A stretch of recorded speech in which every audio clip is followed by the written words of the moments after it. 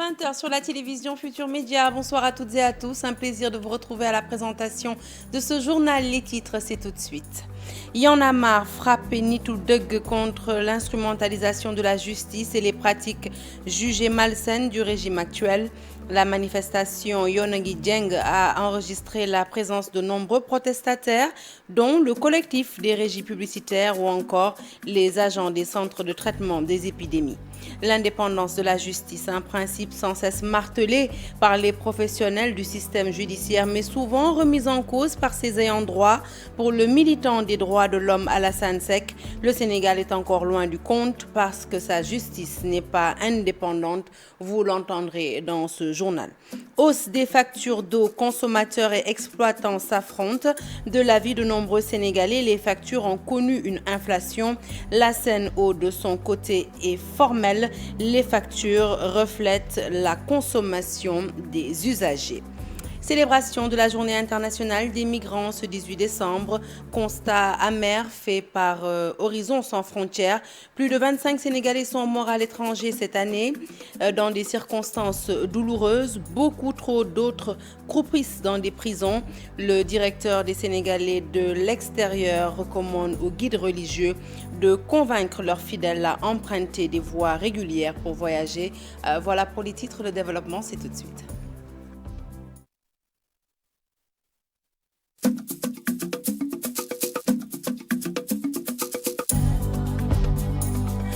Bonsoir à toutes et à tous. Je vous l'annonçais donc la manifestation de Y'en a marre, mais juste avant d'y parvenir, d'abord ce drame à l'université Cheikh Anta Diop de Dakar. L'annonce de sa mort s'est répandue comme une traînée de poudre au sein du campus pédagogique. Oulimata Dia, jeune étudiante de droit, est décédée ce vendredi alors qu'une rumeur circule qu'elle aurait perdu la vie au cours d'affrontements survenus entre étudiants et forces de l'ordre. Sa famille tient à apporter des précisions. Selon son frère, la victime souffrait d'une maladie gastrique depuis des années. Nous écoutons justement le frère de la défunte. Il a voulu témoigner sous le sceau de l'anonymat. Il est au micro de Nongoka. Elle était souffrante bien avant. Oui, c'est moi qui l'accompagnais chaque matin pour qu'elle aille faire ses cours à l'université. Même ce jour-là, je lui ai dit qu'est-ce qui se passe. Elle m'a dit qu'elle est souffrante. Le mercredi matin, je lui ai suggéré même de revenir à la maison.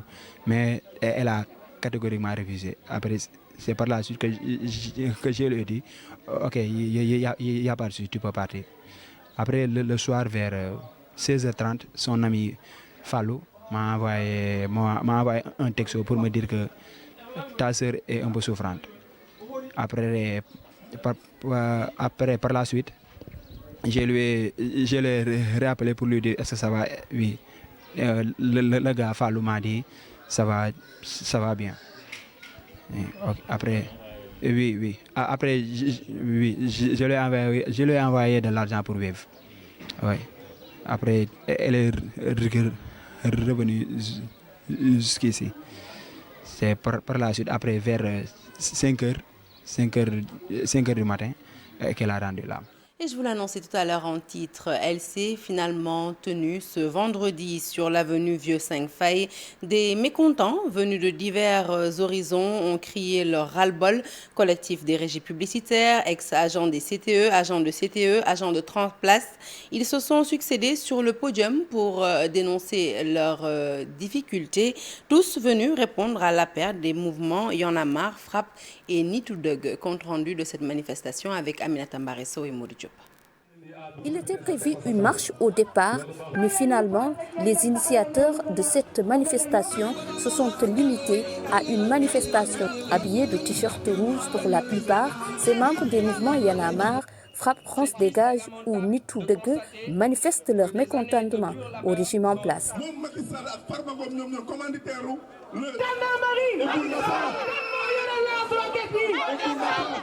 Sur les lieux, d'autres Sénégalais venus de divers secteurs d'activité ont tenu à se prononcer. La Transplace, c'est une société et qui existe depuis 2006.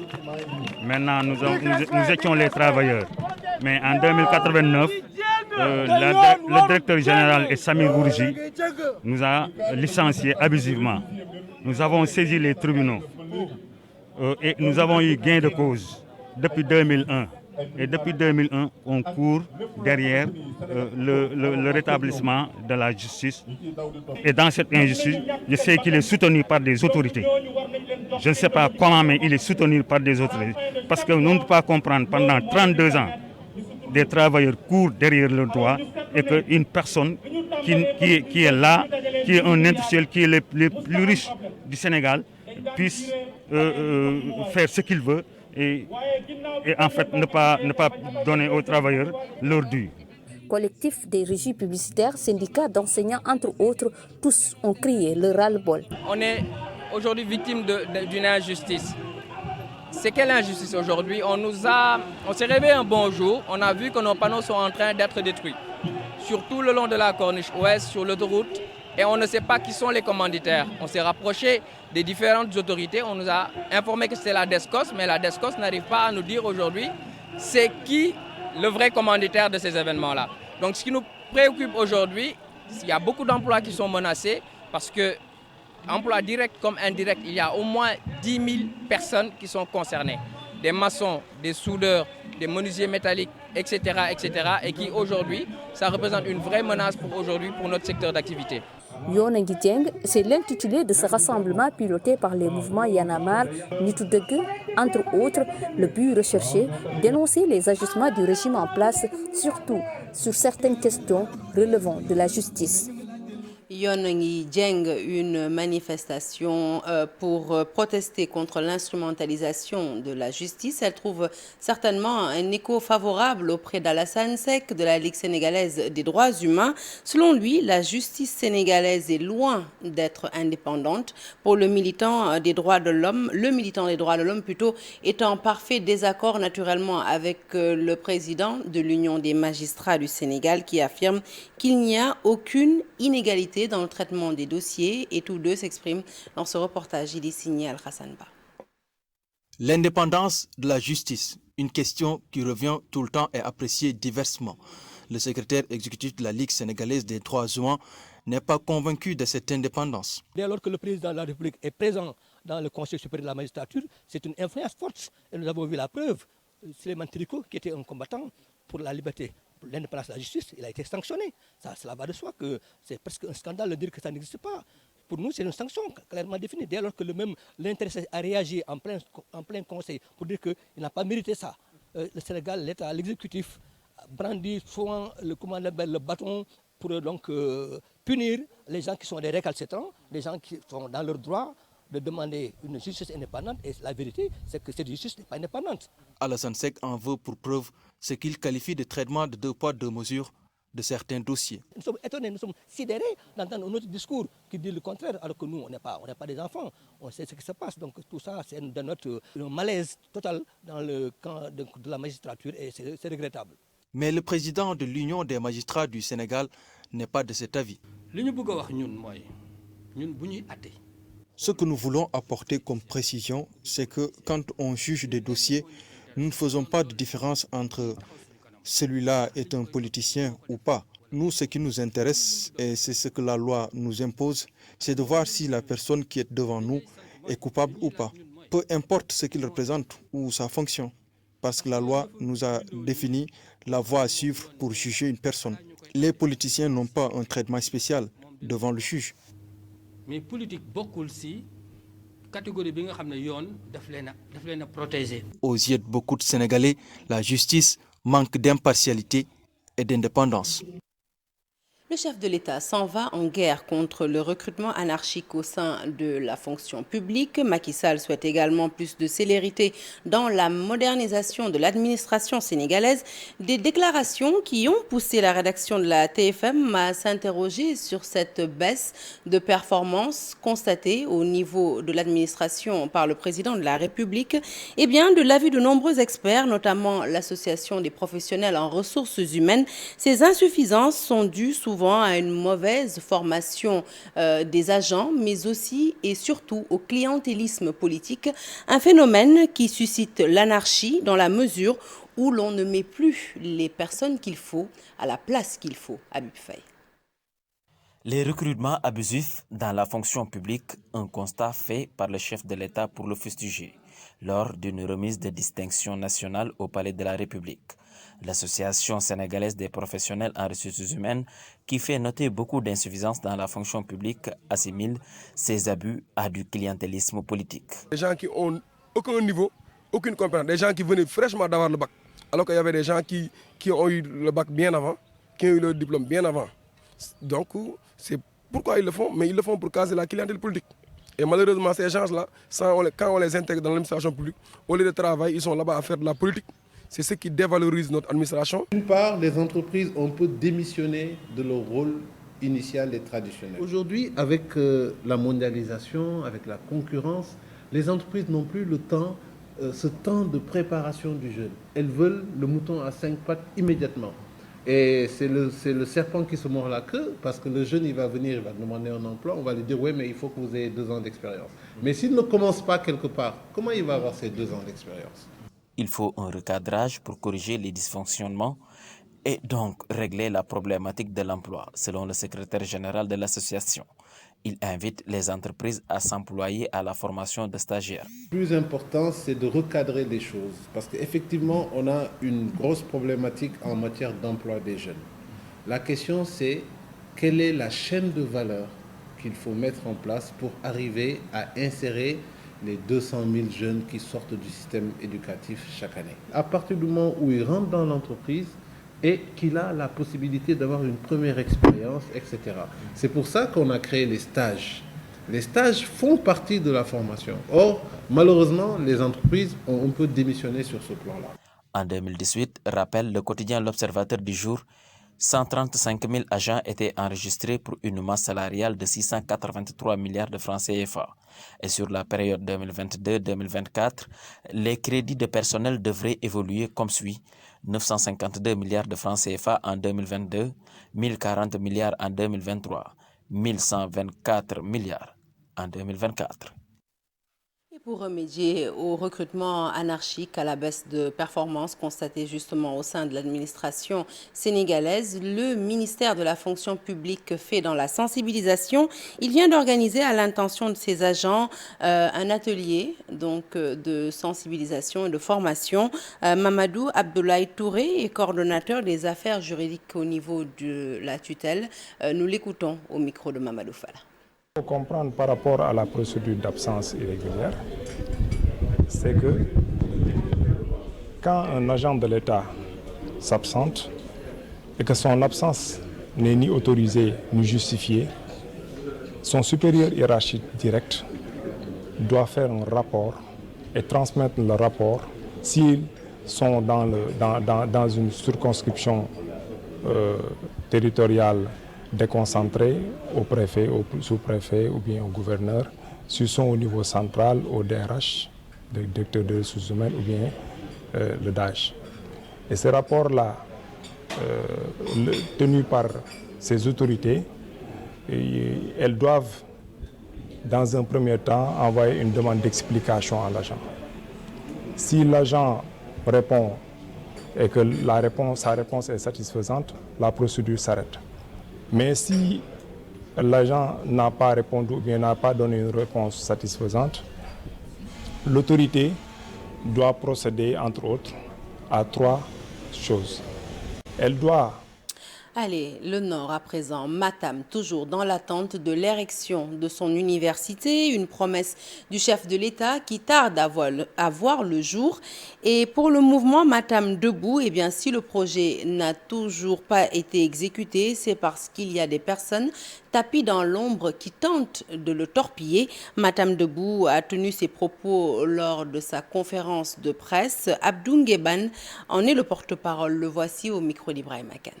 Nous avons constaté ces dernières années que tous les projets qui étaient destinés à la commune de Matam, que ces projets ont été délocalisés donc vers d'autres localités. Donc c'est pour mettre fin à cette injustice que tous les dignes fils de la commune de Matam se sont réunis disons, pour créer donc le mouvement donc, Matam Debout. Et notre premier combat concerne l'université de Matam, que les gens cherchent, disons, à délocaliser donc, vers d'autres sites. On ne va pas l'accepter. Il faut que ça soit clair dans la tête de tout le monde que l'université de Matam, on va se battre pour que l'université de Matam reste à Matam. Nous, ce qu'on veut, on veut que tous les sites soient localisés à Matam, conformément à la promesse du chef de l'État, conformément à la volonté donc, du chef de l'État. C'est juste donc, pour informer donc, l'opinion publique donc, nationale et internationale de la situation donc, actuellement qui prévaut donc, dans la région de Matam. Parlons consommation à présent avec les factures d'eau, un véritable casse-tête pour les familles sénégalaises. Depuis un certain temps, nombreux sont les Sénégalais qui se plaignent de recevoir des factures trop salées, à telle enseigne qu'ils se demandent si le prix de l'eau a connu une inflation. De son côté, la Sen'Eau se défend et soutient mordicus que cette hausse des factures est purement imaginaire et qu'elle ne serait déterminée, en tout cas en cas de hausse, que par la forte consommation des bénéficiaires, la Minfal. C'est ce que tu as ici. Le fiasco de Sen'Eau continue de plus belle. Après la sortie au vitriol du coordinateur du Forum social sénégalais, c'est au tour des consommateurs de monter au créneau pour dénoncer les factures d'eau très chères. Parce que je ne peux pas comprendre que je me retrouve avec des factures de 23 000 pour une seule personne. Comment se fait-il? On paie dans les 10 000 et quelques, mais maintenant on paie 20 000. Ce mois-ci, c'est arrivé jusqu'à 50 000. On ne sait pas ce qui se passe. L'eau n'est pas potable. On ne l'a jamais vu au Sénégal. C'est la première fois. Les Sénégalais dénoncent le système de facturation d'eau de la Sen'Eau et l'accusent de fraude. Est-ce que cette cherté des factures, est-ce qu'ils ne l'ont pas organisée à leur niveau? Moi, je le crains parce que je ne peux pas comprendre. Tout de suite, quand vous allez sortir, je vais vous montrer mon compteur. Ils l'ont installé avant-hier, mais vous verrez, il y a eu combien de mètres cubes. Je n'ai pas de fuite, je n'ai rien du tout. Vous verrez qu'il y aura beaucoup de mètres cubes. Et c'est ça qui n'est pas normal. Personne n'en parle. Ils sont juste venus pour s'enrichir sur le dos des Sénégalais. Que les temps sont bien loin. Quand la défunte SDE attribuait des factures d'eau à la portée des consommateurs. Avec la SDE, je vais vous montrer, mes factures sont là. C'est des factures qui n'ont jamais excédé 3 000. J'ai parfois 1212, 1213, j'ai parfois 2000 et quelques. Toutes les factures sont là. Elles n'ont jamais excédé, vous avez vu, 2021 avec la SDE. Avec la SDE 808. Avec la SDE 1010. Avec la SDE 1213. C'est ça. Mais depuis lors, je n'ai pas reçu une facture qui n'a pas excédé 10 000, 15 000. Comment se fait-il? Moi, je ne suis pas là. De son côté, la Sen'Eau se défend et justifie cette hausse de prix par l'amélioration du système d'approvisionnement de l'eau en très bonne quantité. Les explications sur les factures chères, on pourrait dire que c'est le résultat de l'amélioration de la desserte en eau au Sénégal. Depuis 2020, à l'arrivée de Sen'Eau, il y a eu des travaux d'urgence qui ont été en rapport avec la SONES effectués et qui ont permis d'apporter plus de 40 000 mètres cubes jour à Dakar. Et avec l'usine KMS 3, il y a eu plus de 100 000 mètres cubes qui ont aussi été apportés pour améliorer l'alimentation de l'eau à Dakar. Qui dit plus d'eau, dit plus de pression. Et plus de pression, plus de consommation. Il n'y a pas de hausse de prix. C'est une hausse des consommations. Quoi qu'il en soit, la question de l'eau au Sénégal reste à l'état actuel une préoccupation majeure des consommateurs, avec des factures très salées dont l'origine de la consommation reste encore tout inconnue. Insécurité grandissante à Saly, sur la petite côte. 4 boutiques et 2 maisons ont été cambriolées en moins d'une semaine. Les riverains fustigent l'absence des forces de l'ordre. Selon les habitants interrogés par nos correspondants sur place, et bien depuis que les forces de sécurité ont quitté Saly et notamment le croisement de Saly, la circulation n'est plus fluide et le banditisme s'est aggravé. Abdourahmane Diallo et Mamadou Gueye pour les détails. Nous sommes au croisement Saly, une ambiance folle en ce début de journée. Les forces de l'ordre sont absentes des lieux, des disputes par-ci, des bagarres par-là. Les habitants de la zone vivent une insécurité totale. En moins d'une semaine, 4 boutiques et 2 maisons ont été attaquées par des malfaiteurs. Après ce sont 3 personnes qui sont rentrées dans ma boutique. L'une m'a frappé sur la tête avec une brique, je me suis évanoui. Ils m'ont blessé au front et à la main. Après, encore. Du croisement Sali jusqu'à la sortie d'Ombourg, en passant par le rond-point Mamadou Diop, aucun policier n'est sur la route nationale pour assurer la circulation et la sécurité. C'est le désordre total. Si les policiers étaient ici, ils allaient gérer la circulation. Mais au-delà de ça, en voyant les policiers sur la route, ça dissuade les malfaiteurs. D'ailleurs, même les chauffeurs qui dénonçaient la présence des policiers sur plusieurs axes de Mbour et environ souhaitent le retour des forces de l'ordre. Les policiers doivent revenir, mais il faut juste éviter des montages successifs. Je vous jure, j'aurais aimé revoir les policiers. Il faut juste qu'ils changent d'attitude. Un autre chauffeur va jusqu'à même essayer de sensibiliser ses camarades. Il y a des chauffeurs, quand ils ne voient pas des policiers, ils sont comme des animaux, ils font du n'importe quoi. Donc aujourd'hui, on s'est battu pour qu'il n'y ait plus de policiers. Donc c'est à nous de nous organiser et de respecter le code de la route.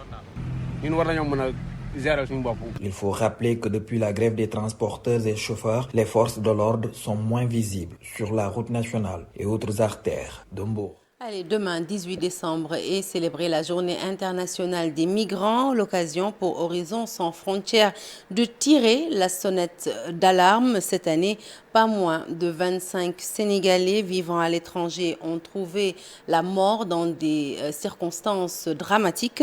Nombreux sont également nos compatriotes qui croupissent dans les prisons étrangères. Pour l'ONG, il est plus que temps de prendre le taureau par les cornes et ça commence par l'institution d'un ministère ou alors d'une agence dédiée aux migrants. Pape Faraning. Voici la liste des Sénégalais tués ou morts dans des circonstances troubles dans le monde cette année. En moyenne, 2 Sénégalais perdent la vie par mois selon Horizon Sans Frontières. 2021 a été une année noire. Mais nous avons recensé 25 Sénégalais assassinés ou morts dans des circonstances troubles à travers le monde. Ce qui nous fait en moyenne 2 corps. Au moins 2 corps, plus de 2 corps par mois. Une situation dramatique qui interpelle. Et quand on fait la cartographie de ces morts-là, de ces assassinats, donc l'Europe occupe la première position avec plus de 60% de ces assassinats. Plusieurs de nos compatriotes croupissent dans les prisons étrangères. Cependant, il est difficile de donner un chiffre exact de Sénégalais en maille avec la justice. Quelques années de ça, il y a eu des polémiques sur le nombre de Sénégalais. Dans les prisons, le nombre de Sénégalais en maille à partir avec la justice. Tout cela aussi, ça nécessite un travail. Il faut recenser.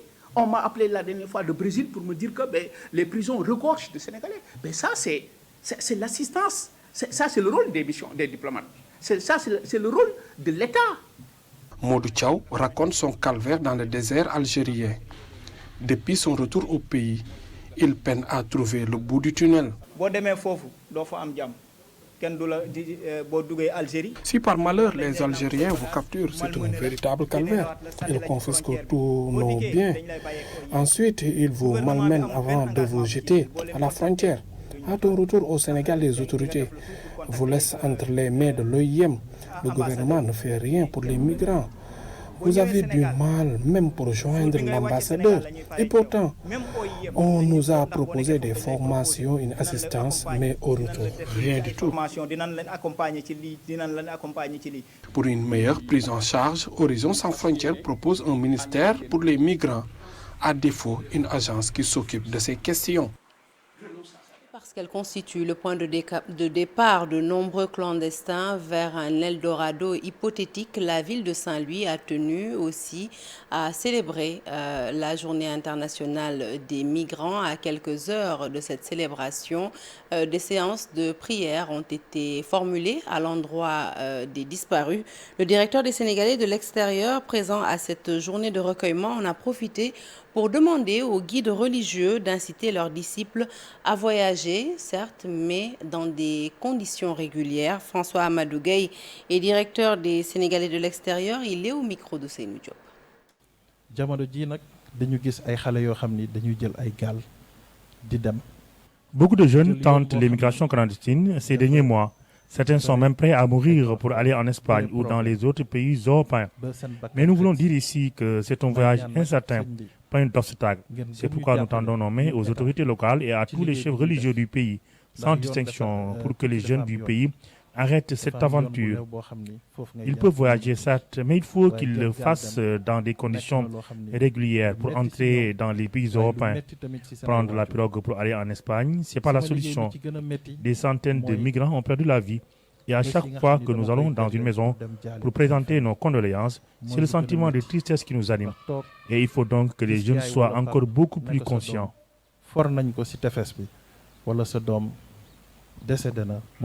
Et nous restons à Saint-Louis, la ville tricentenaire, pour y décrire une situation alarmante au niveau de l'hôpital régional. L'infrastructure ne disposerait plus de matériel pour dispenser les soins d'urgence. À cela s'ajoutent des pannes fréquentes de plusieurs appareils au niveau du service radiologie. C'est l'Alliance A3S qui sonne l'alerte. Le SUTSAS, le SAMES et le SAS qui composent cette alliance imputent la faute aux responsables, aux dirigeants de l'hôpital. Nous écoutons Ororio Tendeng, il est porte-parole de l'Alliance A3S. Il est toujours au micro de Seynou Diop. Concernant le fonctionnement, l'hôpital est confronté à des ruptures récurrentes donc de produits de première nécessité, dont les réactifs, particulièrement concernant les services du laboratoire, de la radiologie et de la pharmacie. Et au niveau donc de la pharmacie centrale, nous n'avons pas de produits de première nécessité parce que tout simplement les fournisseurs ne sont pas payés. Certains médecins spécialistes n'ont pas de service et ne peuvent pas prendre en charge correctement donc les malades. Et malgré tout cela, nous constatons qu'au niveau de l'hôpital régional de Saint-Louis, on priorise donc la construction de bâtiments au détriment donc des soins. Et c'est une situation que nous voulons vraiment changer. Dans la région du Sine Saloum, l'augmentation de l'hypertension artérielle inquiète. Elle serait due, cette augmentation, en partie à l'eau salée qui coule des robinets et que les populations consomment. C'est le constat, en tout cas, fait par le réseau national des éco-citoyens en marge d'un forum sur la salinité des sols. Pour ses membres, il est urgent d'apporter un remède à l'insalubrité de l'eau qui, au-delà de constituer un véritable problème de santé publique, eh bien, accroît la baisse des rendements agricoles provoquée par une salinité des sols. Pape Mediao. La salinité des sols dans le Sine Saloum préoccupe le réseau national des éco-citoyens du Sénégal. Selon le coordonnateur, la mauvaise qualité de l'eau augmente les cas d'hypertension artérielle. La salinisation des terres. On le constate au niveau des nappes phréatiques qui sont de plus en plus gagnées par le sel. Dans la région de Kaolack ou là, dans la région de Fatick, on a du mal à avoir de l'eau douce, n'est-ce pas? On le constate également, augmentation des cas d'hypertension artérielle. Au-delà de ce problème de santé publique, la salinité des sols affecte les récoltes. Disons la raréfaction des terres arables, il y a une baisse des rendements agricoles, il y a donc un appauvrissement des populations, une vulnérabilité des populations à la pauvreté et à l'insécurité alimentaire. Pour résoudre toutes ces difficultés, l'environnementaliste donne des pistes de solutions. Avec la digue, on barre la route à la salinité et au niveau par exemple de la zone. D'ailleurs, il faut organiser les exploitants artisanaux de sel. Ceux qui exploitent de façon artisanale le sel sont en train de le disséminer, de le disperser. Maintenant, il faut faire en sorte de les organiser, n'est-ce pas, de les professionnaliser, de sorte que l'exploitation du sel soit protégée. Les populations du Sine Saloum invitent l'État à trouver des solutions durables sur ce problème de salinité des sols qui menace gravement leur santé. Allez, parlons diplomatie à présent. Le Mali, notre pays frère, a besoin d'aide, de compréhension, mais surtout de tolérance de la part des organisations internationales. C'est l'avis d'Imam Dicko, le tombeur du président Ibrahim Boubacar Keïta est actuellement au Sénégal. Il demande l'indulgence à la CEDEAO qui envisage de lourdes sanctions contre son pays. Mamadou Fall pour les détails.